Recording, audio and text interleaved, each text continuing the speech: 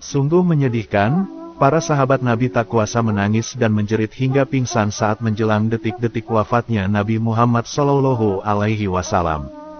Dikisahkan, dahulu saat Nabi melaksanakan haji wada tepatnya saat sedang wukuf di Arafah di hari Jumat Ba'da Asyar, turunlah Quran Surat Al-Maidah ayat 3 yang artinya, "Pada hari ini telah aku sempurnakan untukmu agamamu, dan telah aku cukupkan kepadamu nikmatku dan telah aku ridhoi Islam jadi agama bagimu."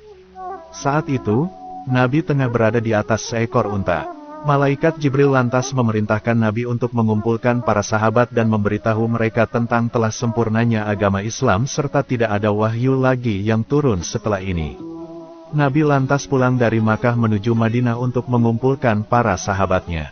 Kemudian, Nabi Muhammad menyampaikan pesan-pesan yang telah dikatakan Malaikat Jibril berkenaan tentang telah sempurnanya agama Islam. Mendengar kabar gembira ini, bergembiralah seluruh para sahabat dan berkata, "Sesungguhnya telah sempurna agama kita." Semua para sahabat terlihat senang dan bahagia kecuali satu orang, yaitu sahabat Abu Bakar.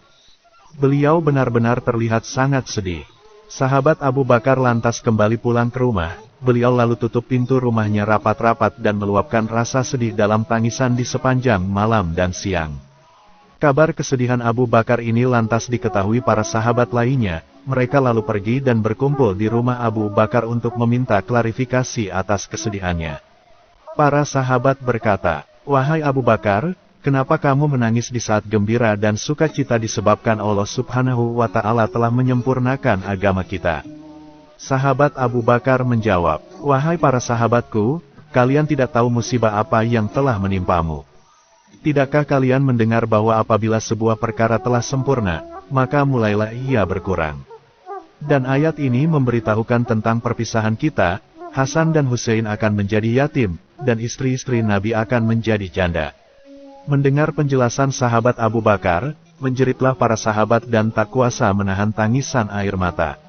Para sahabat lain yang mendengar tangisan dan jeritan di kamar Abu Bakar, lantas mendatangi Nabi dan mengadukan peristiwa itu. Nabi lantas bergegas menuju para sahabat yang tengah bersedih dan berkata, "Kenapa kalian menangis?" Sahabat Ali menjawab, "Sesungguhnya Abu Bakar berkata, sesungguhnya aku mendengar dari ayat ini bahwa wafatnya Rasulullah." "Benarkah ayat ini menunjukkan wafatmu ya Rasulullah?" Nabi menjawab, "Benar apa yang dikatakan Abu Bakar itu, sungguh telah dekat kepergianku dari sisimu, dan sudah tiba saat perpisahanku denganmu."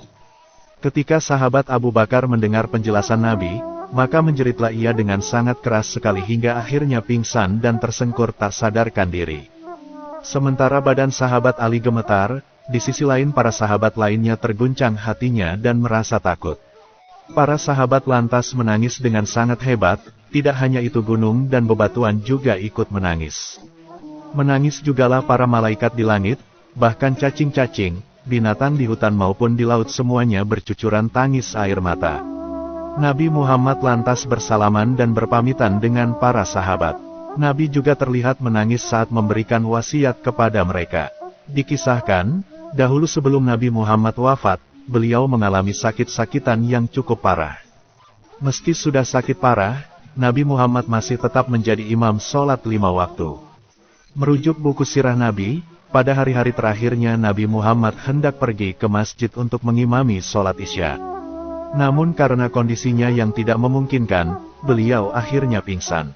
Setelah bangun, beliau berupaya untuk berangkat ke masjid lagi.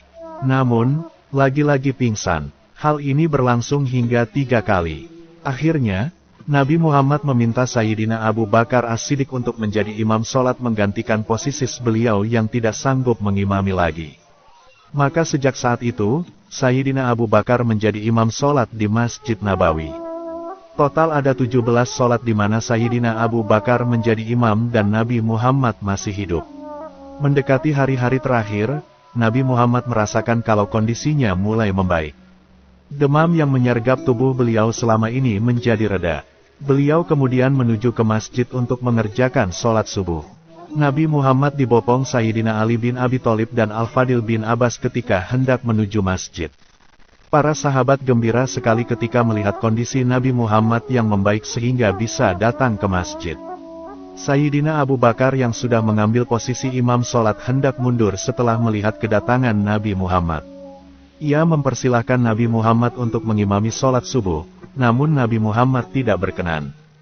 Beliau meletakkan tangannya di pundak Sayyidina Abu Bakar dan memintanya tetap menjadi imam sholat.